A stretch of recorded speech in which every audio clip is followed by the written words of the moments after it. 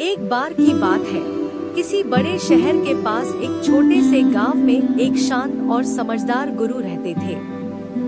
हर सुबह वे अपने एक शिष्य के साथ टहलने निकलते। एक दिन जैसे ही वे सड़क पर चल रहे थे, अचानक एक गुस्से से भरा व्यक्ति उनके पास आया और जोर जोर से अपमान करने लगा। उसने गुरु के लिए न जाने कितनी ही बुरी बातें कही, लेकिन गुरु बिल्कुल शांत रहे।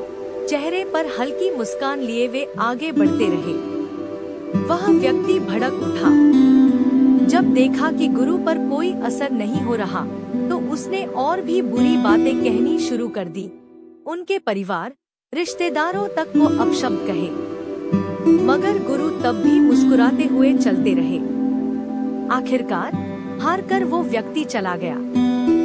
गुरु के शिष्य से रहा नहीं गया। उसने हैरानी से पूछा, गुरुदेव, आपने उस आदमी की बातों का कोई जवाब क्यों नहीं दिया? क्या उसकी बातें आपको बुरी नहीं लगी? कोई भी होता तो गुस्से में आग बबूला हो जाता। गुरु बोले, आओ, तुम्हें कुछ दिखाता हूँ। वे अपने कक्ष में पहुँचे। गुरु भीतर गए और कुछ पुराने, फटे-फटे, बदबूदार कपड़े निकाल लाए। उन्होंने वे कपड़े शिष्य के सामने बढ़ाते हुए कहा, इन्हें पहन लो। शिष्य ने कपड़ों को देखा, नाक सिकोड़ी और झट से कहा, गुरुदेव, ये तो बिल्कुल गंदे हैं। मैं इन्हें क्यों पहनूं? मेरे अच्छे कपड़े हैं, फिर इन्हें पहनने की क्या जरूरत?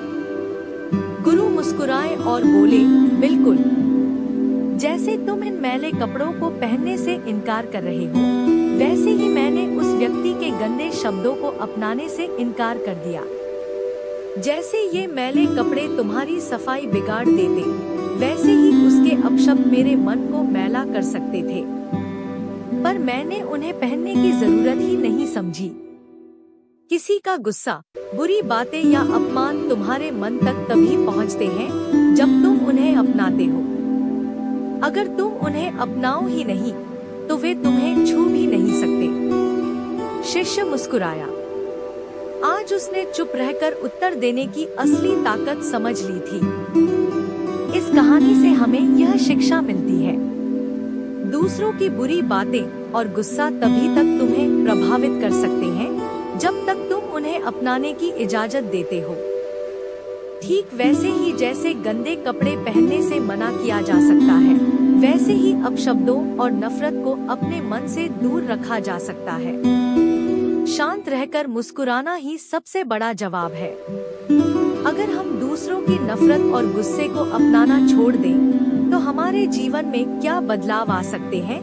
कमेंट करके जरूर बताएं।